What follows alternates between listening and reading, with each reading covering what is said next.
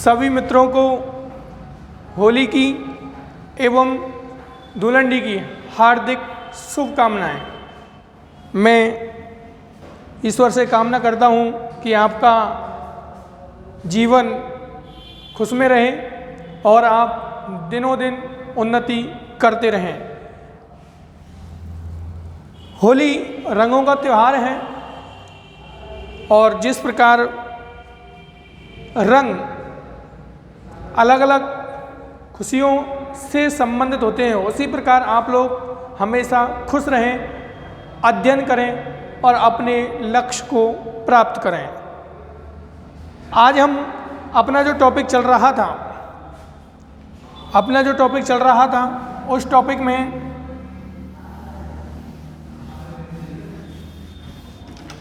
उस टॉपिक को आगे बढ़ाते हुए हमारा टॉपिक चल रहा था वायुमंडल का संगठन एवं वायुमंडल की संरचना।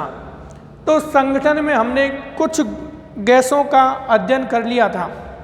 अब हम अगली जो गैस है उसका अध्ययन करेंगे, जल वाष्प।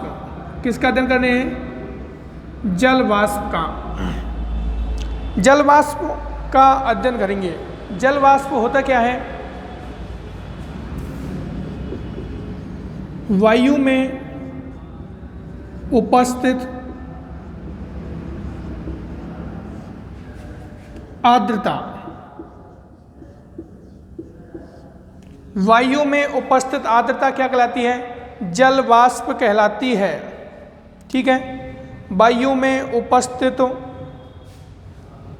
आर्द्रता क्या कहलाएगी? जल वाष्प। और यह जो आर्द्रता है या जल वाष्प है वो 0 से लेकर 4% के तक हो सकती है। कितने परसेंट से? 0 से लेकर 4% तक जल वाष्प हो सकती है। एक क्वेश्चन और जो आपके एनसीईआरटी बताती है, एनसीईआरटी के अकॉर्डिंग समस्त वायुमंडल में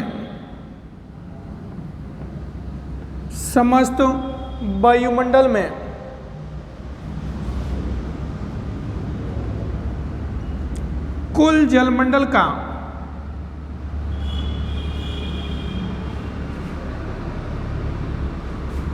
0.001% भाग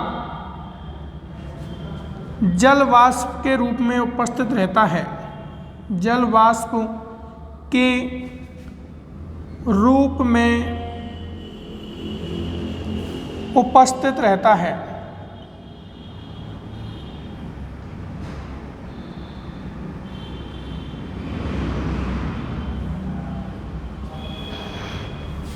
क्या है? वायु में उपस्थित जो आर्द्रता है वो क्या कहलाएगी? आपके जल वाष्प कहलाएगी। ये 0 से 4% तक हो सकती है। जल वाष्प की मात्रा कितने परसेंट से? 0 से 4% तक हो सकती है। समस्त वायुमंडल में कुल जलमंडल का 0.1% भाग जल वाष्प के रूप में रहता है। और ये आपका एनसीईआरटी का कंसेप्ट है। किसका है? एनसीईआरटी का। देखो, जल वाष्प के कारण ही आपके संघनन की प्रक्रिया होती है। संघनन की आपके कोहरा, तुषार, पाला पड़ना,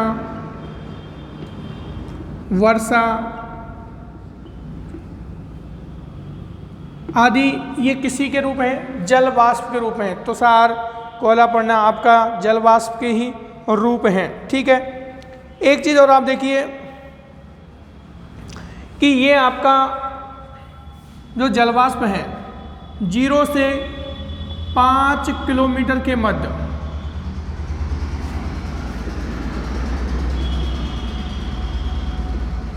90% होता है। इसका मतलब ये है कि जैसे ये अपना धरातल है, ये क्या है? धरातल है। और इस धरातल से आप 5 किलोमीटर तक ऊपर जाओ तो अधिकांश जो जलवाष्प है उसका 90% भाग कहाँ है? धरातल से 5 किलोमीटर की ऊंचाई तक है। धरातल से 5 किलोमीटर की ऊंचाई तक क्या है? जलवाष्प है। ये आपका जलवाष्प से संबंधित कंसेप्ट है जो आपको समझना चाहिए। अब आप अगला डालिए वायुमंडल की परतें।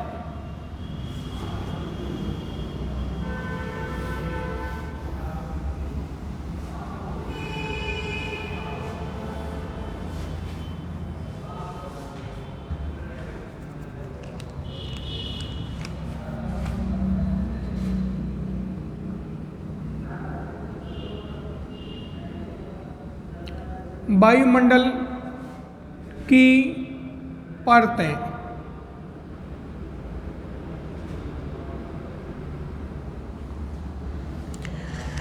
देखो, वायुमंडल की परतों के बारे में जब हम बात करेंगे तो कौन कौन सी वायुमंडल की परतें हैं, किस वायुमंडल की परत का क्या मुख्य विशेषता है, उसकी क्या विशेषता है, वो क्यों ज़्यादा प्रसिद्ध है, ऐसी क्या मौसमी घटनाएं घटती हैं, क्या मौसमी घटनाएं नहीं घटती, ये सारी चीज़ें हम किस में पढ़ेंगे? वायुमंडल की परतों में। तो देखो, वायुमंडल की परतों को जब आप डिवाइड करते हो तो सबसे पहली परत है आपके क्षोभ मंडल। कौन सा मंडल? क्षोभ मंडल परत है। और क्षोभ मंडल को बोलते हैं ट्रोपोस्फियर। क्या बोलते हैं? ट्रोपोस्फियर बोलते हैं। क्षोभ मंडल के मध्य क्षोभ सीमा मिलती है। क्या मिलती है? क्षोभ सीमा। इसको बोलते हैं ट्रोपोपाज। क्या बोलेंगे? ट्रोपोपाज। एक परत हो गई अपनी। कौन सी परत हो गई? ये हो गई एक। दूसरी है आपके क्षोभ मंडल के बाद में समताप मंडल। कौन सा मंडल? समताप मंडल। आप बताओ, समताप मंडल को क्या बोलते हैं? समताप मंडल होंगे स्ट्रेटोस्फियर। क्या बोलेंगे? स्ट्रेटोस्फियर।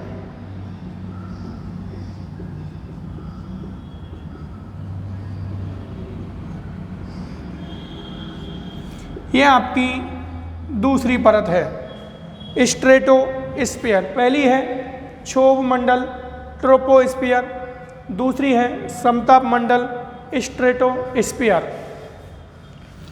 तीसरी परत है आपके मध्य मंडल।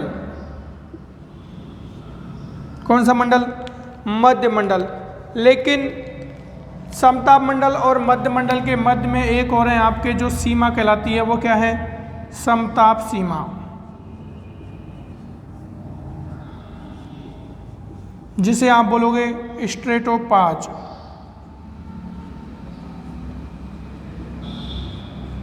क्या बोलोगे? स्ट्रेटोपाज। मध्य मंडल मेसोस्फियर।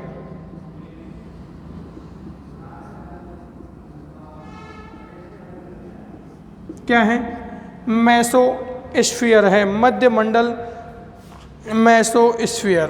ठीक है। उसके बाद में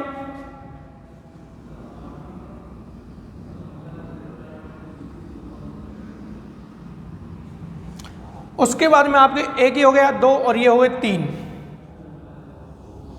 उसके बाद में है आपके आयन मंडल। कौन सा मंडल? आयन मंडल। और आयन मंडल को आयनोस्फीयर बोलते हैं।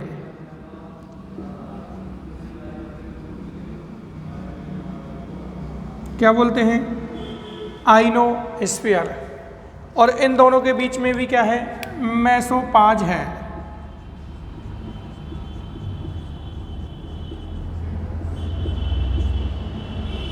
मध्य सीमा। ठीक है। क्या है? मध्य सीमा। वायुमंडल परतों में लास्ट आपके हैं बहिर्मंडल।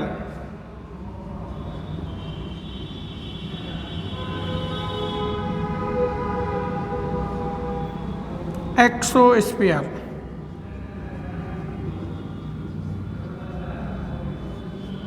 ठीक है, ये आपके 4 नंबर हो गया और ये आपका हो गया 5 नंबर।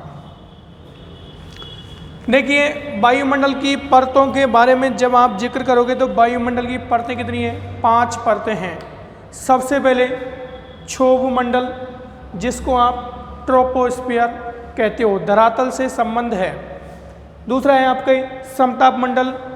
तीसरा है आपके समताप मंडल को स्ट्रेटोस्फीयर बोलेंगे हम। तीसरा है आपका मध्य मंडल, मेसोस्फीयर। और 4 नंबर पर है आयन मंडल, आयनोस्फीयर। और 5 नंबर पर आपका बहिर्मंडल या एक्सोस्फीयर। ये वायुमंडल की 5 परतें हैं। कितनी परतें हैं? 5 परतें।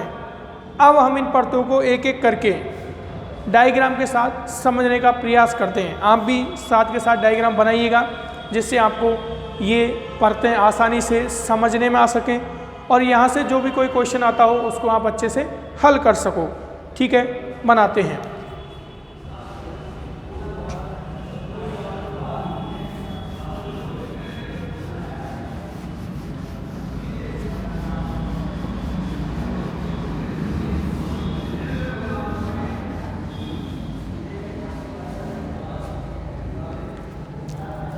देखो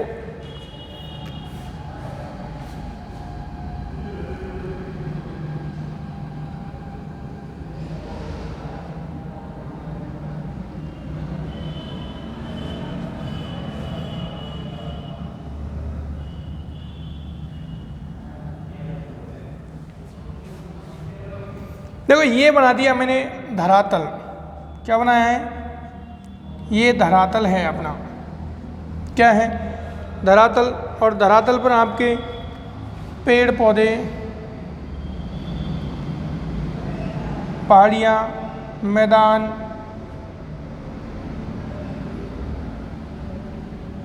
ये सारी चीज़ें हैं।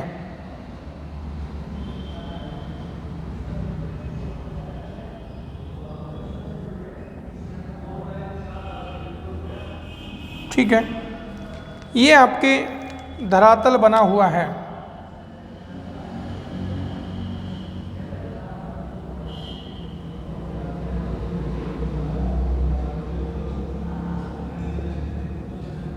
पर्वत, पठार, मैदान सब क्या है? धरातल पर बने हुए हैं। इस धरातल से संबंध में सबसे पहली जो परत है वो है आपके क्षोभ मंडल।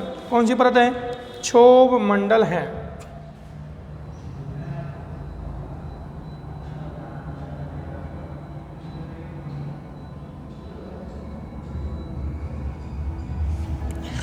ये परत हो गई आपके क्षोभ मंडल हो गई।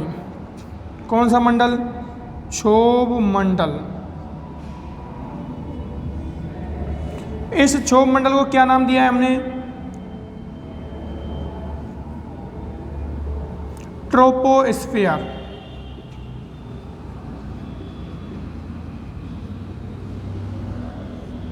क्या नाम दिया है? ट्रोपोस्फियर नाम दिया है क्षोभ मंडल को, ट्रोपोस्फियर।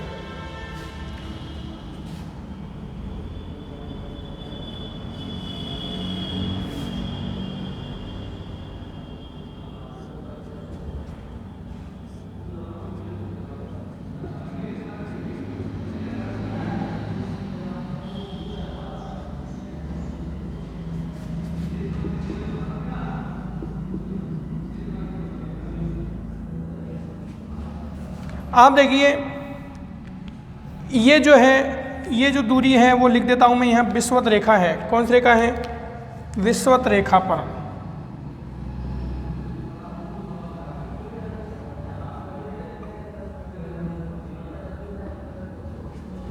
और ये है ध्रुवों पर। देखो क्षोभ मंडल की जो ऊंचाई है, क्षोभ मंडल की जो ऊंचाई है वो विषुवत रेखा पर 18 किलोमीटर तक है और ध्रुवों पर कितने किलोमीटर तक है? 8 किलोमीटर तक। ये ध्रुवों पर 8 किलोमीटर है और विषुवत रेखा पर 18 किलोमीटर है। इसका जो मुख्य कारण क्या है? पृथ्वी का घूर्णन बल। कारण क्या है? पृथ्वी का घूर्णन बल से उत्पन्न परिस्थिति।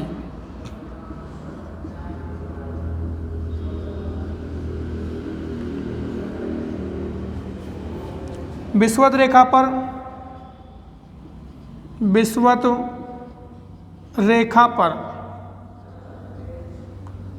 गुरुत्वाकर्षण बल कैसा है बताइए? न्यून है। और ध्रुवों पर सर्वाधिक।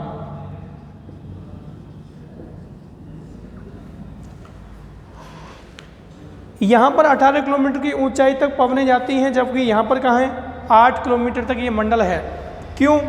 पृथ्वी जब घूर्णन करती है तो पृथ्वी की सर्वाधिक घूर्णन जो गति है वो कहाँ पर है? विषुवत रेखा पर है। और सबसे कम कहाँ पर है? ध्रुवों पर। जब विषुवत रेखा पर सर्वाधिक घूर्णन गति है तो वहाँ पर जो गुरुत्वाकर्षण बल है वो सबसे कम कार्य करता है। इसलिए यहाँ पर पवनें 18 किलोमीटर की ऊंचाई तक जाती हैं और विषुवत रेखा पर, जबकि ध्रुवों पर जो घूर्णन बल है वो ना के बराबर है और गुरुत्वाकर्षण बल सर्वाधिक है। इसलिए वहाँ पर जो पवनें होती हैं वो कितने किलोमीटर जाती हैं? 8 किलोमीटर तक। क्षोभ मंडल समझ में आया? देखो अब क्षोभ मंडल के संदर्भ में आपको क्या याद रखना है? एक तो जितने भी बादल बनते हैं, बादलों का बनना इसी मंडल में है।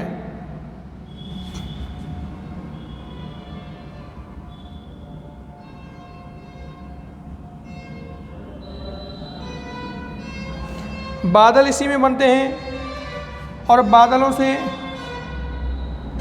जो वर्षा होती है वो भी इसी मंडल में होती है। वर्षा भी इसी मंडल में होती है, क्षोभ मंडल में। क्षोभ मंडल के अन्य नाम जो हैं आपके, क्षोभ मंडल। देखो क्षोभ मंडल के बारे में इसे लिख सकते हो साथ साथ, इसे मौसमी मंडल। कौन सा मंडल? मौसमी मंडल। संवहनीय मंडल,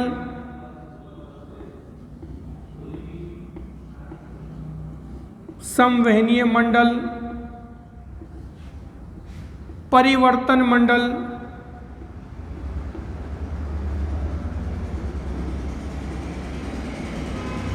मौसमी मंडल, संवहनीय मंडल, परिवर्तन मंडल और ट्रोपोस्फियर भी कहा जाता है।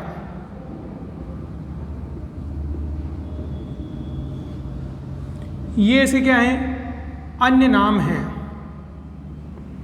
किसके? क्षोभ मंडल के। क्षोभ मंडल के अन्य नाम मौसमी मंडल, संवहनीय मंडल, परिवर्तन मंडल और ट्रोपोस्फियर। ये इसके क्या हैं? अन्य नाम हैं। इन अन्य नामों से इसको जाना जाता है।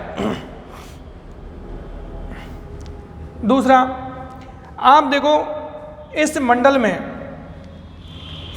में जैसे जैसे आप ऊंचाई की तरफ जाओगे, इस मंडल में जैसे जैसे आप ऊंचाई की तरफ जाते हो तो तापमान घटता है।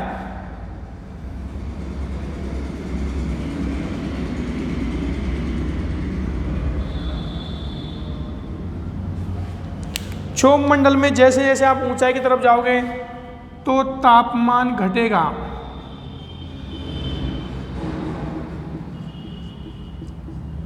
और इस तापमान की घटने की प्रक्रिया को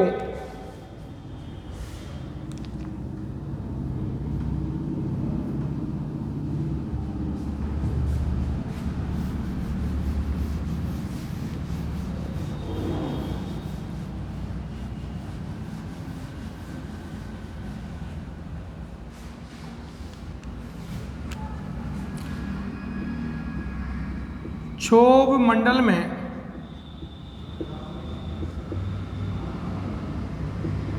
जैसे जैसे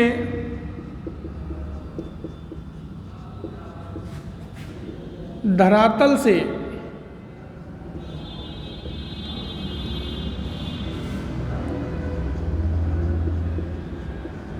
ऊंचाई की तरफ जाओगे, ऊंचाई की तरफ जाते हैं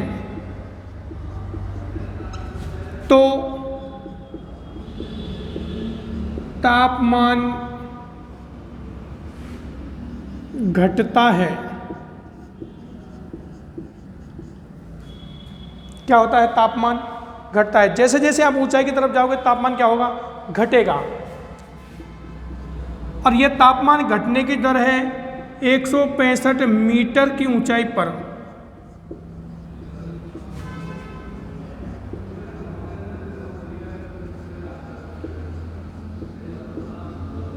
एक सेंटीग्रेड तापमान कम हो जाता है। 165 मीटर की ऊंचाई पर कितना तापमान कम हो जाता है? 1 सेंटीग्रेड तापमान कम हो जाता है। अर्थात 1 किलोमीटर की ऊंचाई पर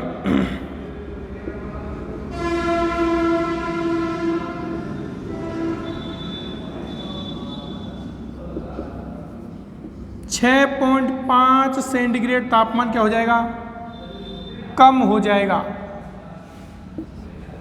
और यह जो तापमान घटने की जो दर है, क्षोभ मंडल में जैसे जैसे धरातल से आप ऊंचे जाओगे तो तापमान क्या है? घटता है। 165 मीटर की ऊंचाई पर कितना तापमान घटता है? 1 सेंटीग्रेड तापमान घट जाता है। अर्थात 1 किलोमीटर की ऊंचाई पर तापमान कितना घट रहा है? 6.5 सेंटीमीटर। यह तापमान घटने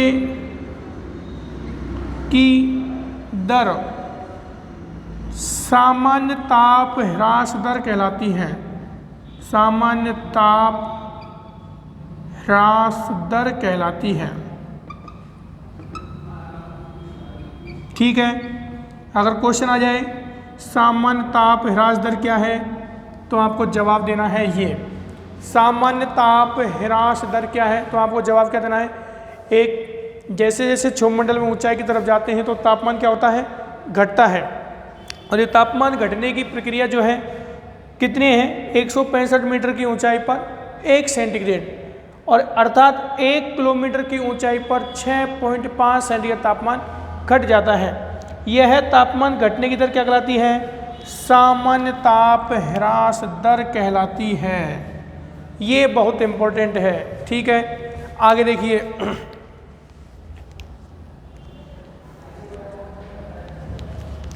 आगे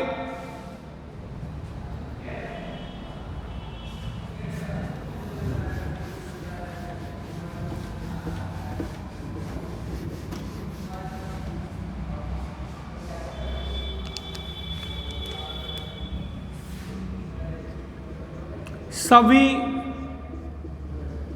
मौसमी घटनाएं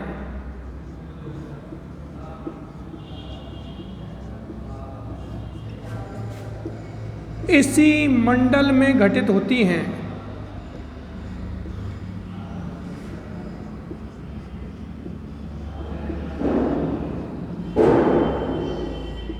सभी मौसमी घटनाएं भी इसी मंडल में घटित होती हैं। क्षोभ सीमा के निकट, क्षोभ सीमा, ये आपके यहाँ पर क्षोभ सीमा है।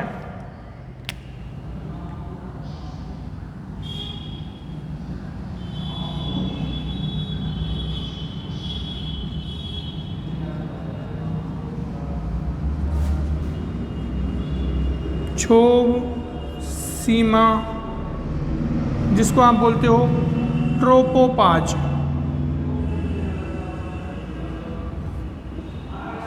क्या बोलोगे? ट्रोपोपाज बोलोगे। क्षोभ सीमा के निकट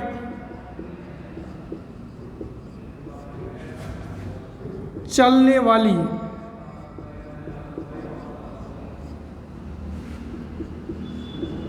तीव्र हवाओं को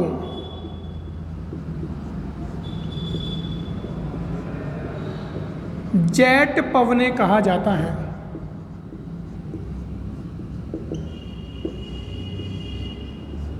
क्या कहा जाता है?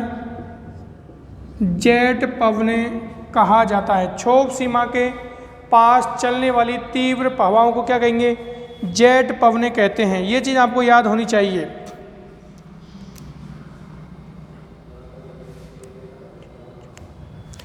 अब देखिए इसमें शब्द आया है एक ट्रोपोस्फियर। ट्रोपोस्फियर किसको बोलते हैं? क्षोभ मंडल को। ये ट्रोपोस्फियर शब्द जो दिया था टीजरेंस डी बोट ने दिया था।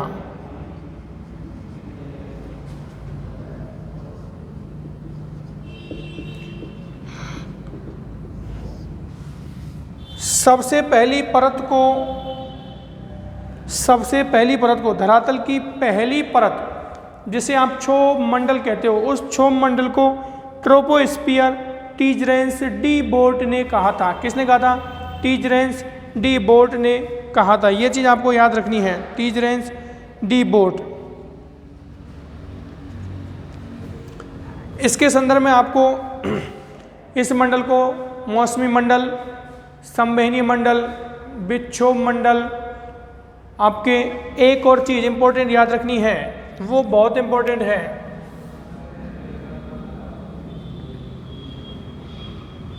स्थानीय क्षेत्रों में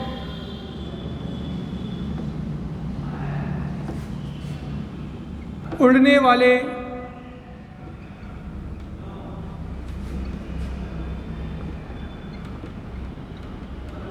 हेलीकॉप्टर इसी मंडल में उड़ते हैं।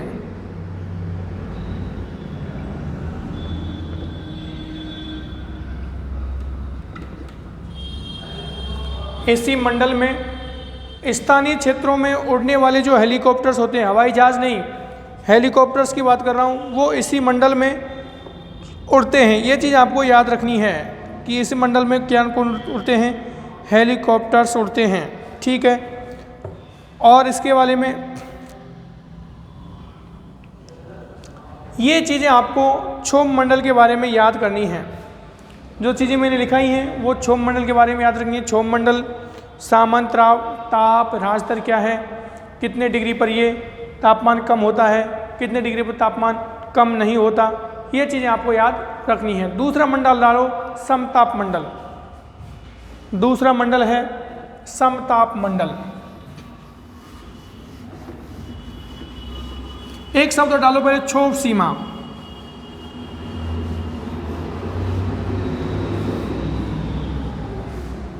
एक शब्द और रह गया है क्षोभ सीमा। ये लिखा हुआ क्षोभ सीमा, इसके बारे में लिख लूं। समताप मंडल एवं क्षोभ मंडल के मध्य, क्षोभ मंडल के मध्य स्थित संक्रमण क्षेत्र है।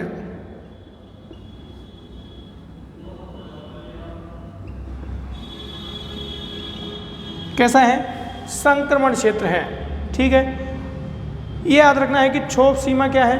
समताप मंडल एवं क्षोभ मंडल के मध्य स्थित क्या है? संक्रमण क्षेत्र है। क्लियर? ठीक है।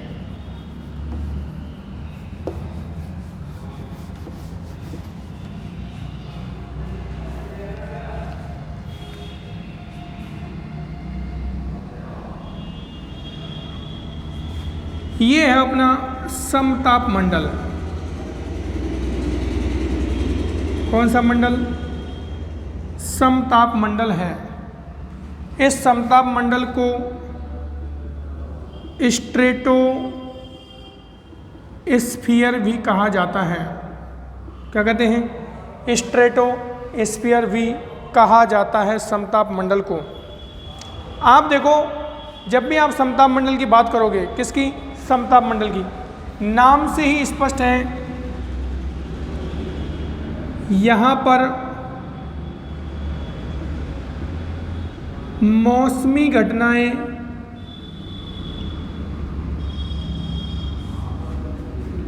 घटित नहीं होती।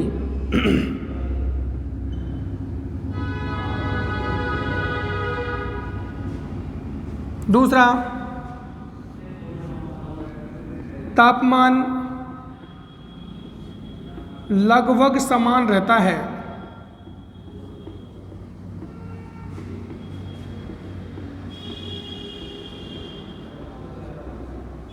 कैसा रहता है? तापमान लगभग कैसा रहेगा? समान रहेगा। आपको यह चीज याद रखनी है कि यहां पर तापमान जो है लगभग समान रहता है। एक चीज और याद रखनी है आपको क्षोभमंडल के बारे में। विषुवत रेखा पर जब क्षोभमंडल की यहाँ पर -80 सेंटीग्रेड तक तापमान हो जाता है।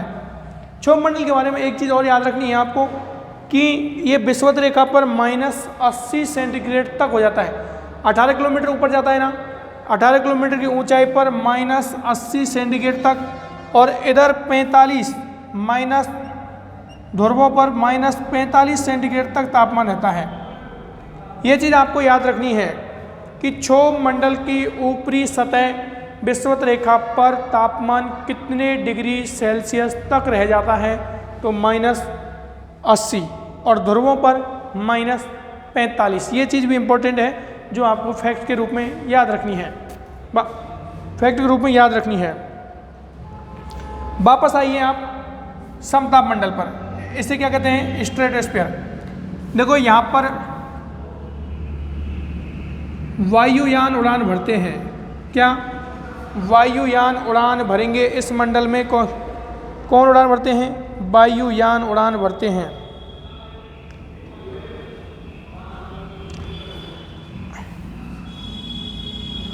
तापमान लगभग समान रहता है, इसलिए इसे क्या कहते हैं? समताप मंडल बोलते हैं। क्या बोलते हैं? समताप मंडल।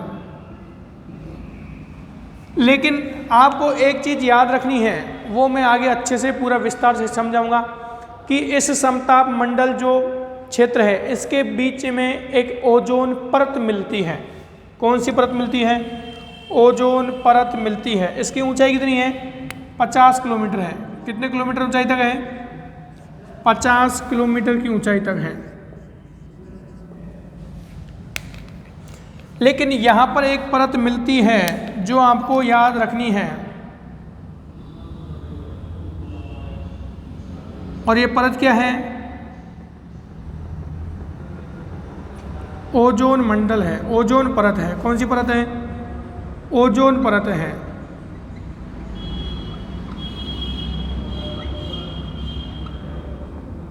कौन सी परत है? ओजोन परत है। देखो ओजोन परत, ये आपने लिख लिया।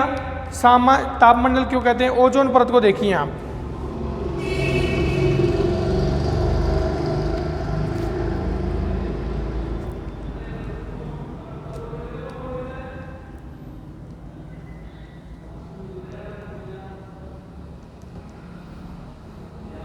देखो ओजोन परत सूर्य से आने वाली परावैंगनिक किरणों को रोकती है। किसको रोकती है? सूर्य से आने वाली परावैंगनिक किरणें रोकती है।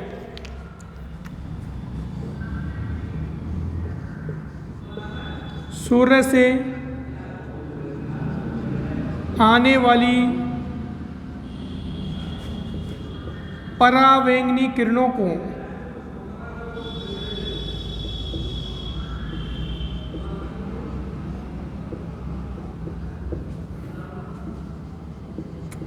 धरातल पर आने से रोकती है।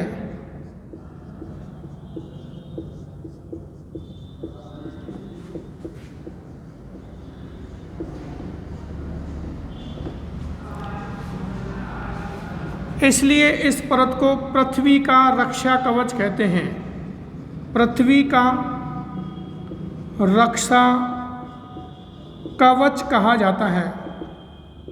किसको किसको कहेंगे पृथ्वी का रक्षा कवच? ओजोन परत को। पृथ्वी की छतरी, पृथ्वी की छतरी या सुरक्षा कवच क्या कह सकते हैं? सुरक्षा कवच। पृथ्वी की छतरी या अम्ब्रेला जो भी बोलते हो आप, किस परत को? ओजोन परत को। किस परत को?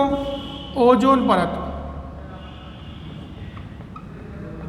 और ओजोन परत के बारे में डिटेल से हम कभी एक पूरी क्लास होगी, उसमें ओजोन परत पूरी समझा दी जाएगी। अब आपके देखिए यहाँ पर एक संक्रमण पेटी मिलती है जिसे बोलते हैं क्षोभ सीमा, समताप सीमा। समताप सीमा बोला जाता है, या बोल सकते हो आप स्ट्रेटोपाज। क्या बोल सकते हो? स्ट्रेटोपाज बोल सकते हो।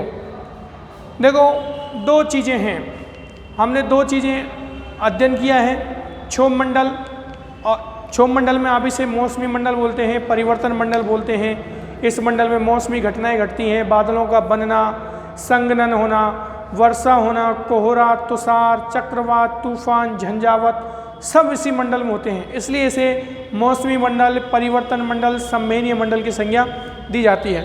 इस मंडल की ऊंचाई के संदर्भ में विरोधाभास है कि इस मंडल की ऊंचाई विषुवत रेखा पर कितनी है?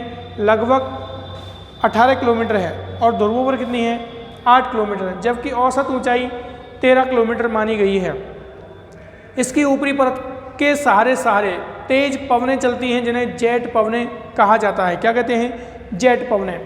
दूसरा, इस मंडल में स्थानीय स्तर के हेलीकॉप्टर्स उड़ान भरते हैं।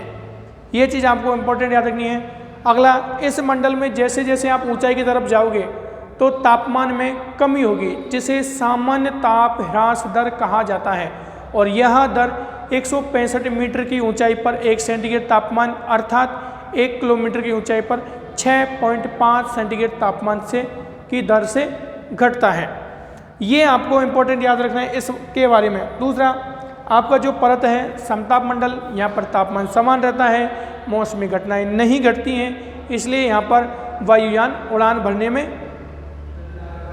में सुरक्षित महसूस करते हैं। यह क्षोभ मंडल और समताप मंडल। क्षोभ मंडल से समताप मंडल की जो ये 50 किलोमीटर की ऊंचाई तक समताप मंडल है। क्षोभ मंडल और समताप मंडल, क्षोभ मंडल को सबसे निचला मंडल माना गया है, जबकि समताप मंडल को क्षोभ मंडल का से ऊपरी मंडल माना गया है। बाकी के मंडलों का अध्ययन हम नेक्स्ट क्लास में करेंगे। Thank you. पुनः आपको होली की हार्दिक शुभकामनाएं एवं आशीर्वाद। धन्यवाद।